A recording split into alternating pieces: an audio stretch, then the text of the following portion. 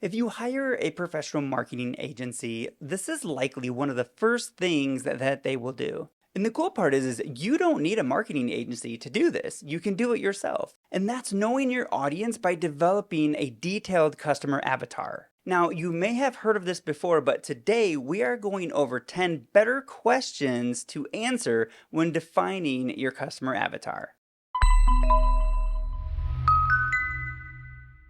Hello, business owners. Welcome back to the Grind and Grow Marketing Show. I am your host, Brad Ball, and today we are talking about 10 better questions to answer when defining your customer avatar. So before we jump into this, let's discuss what an avatar is, or a customer avatar. So basically what this is a definition of who your most ideal customer is, not a group of people, but down to an individual avatar, a person that is defined. So what is the benefits of knowing who this person is? One is you'll know exactly who you're talking to. So you'll know their pain points, you'll know what excites them. Now all of your messaging can speak directly to them. So all of your marketing, all of your emails, all of your sales, all of your social media posts, you know what's inside their head, so you can speak directly and more clearly to them. This will create a deeper relationship with them, or more likely with them with you, right? Because you'll be speaking their language and they will feel what you're saying. It's going to show that you understand them, which will help build that trust and credibility. And it keeps you from having to guess and removes your own bias of them and who they are. So what are the 10 questions? Let's dive into that. So question number 1 is, what are their concerns about your product or service? So what do they think about when they think about your product or your service? And what are the typical concerns that they have? Question number 2 is, what has happened in the past that has led them to this point of wanting your product or service? Number 3, how do they feel about what has happened in the past?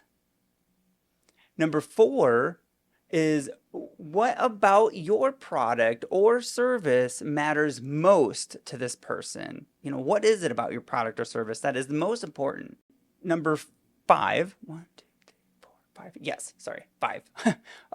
How does it solve a need, a pain, or make them feel good? Number 6, how does it better their life?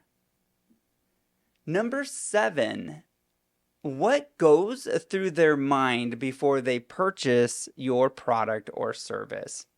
Number 8, and one of my favorites, is, what is the final straw that makes them pull the trigger and want to move forward with you in buying your product or service? Like, what is that last thing? What is the thing that really is like, yep, that's what it is. That's why I decided to hire you or buy your product or buy your service. And this actually might require you reaching out to your customers and finding out the answer to the question.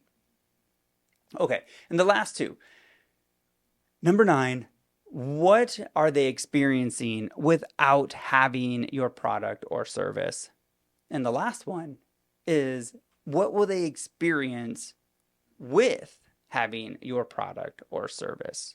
So typically in a customer avatar, you define, a name, you give it an image, you define where they hang out, what books they like to read, where they're at in social, what types of shopping habits, what do they buy?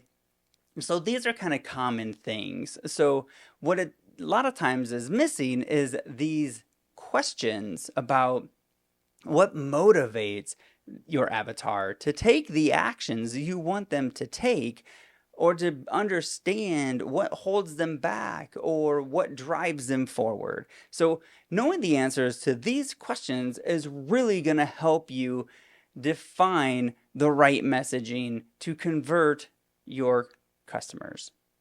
All right, so that wraps us up for today. If you found this valuable, please share it with someone else who you think will find valuable. And we would love for you to take maybe a minute out of your day and leave us a review. That helps us out tremendously. And we'll see you in the next episode.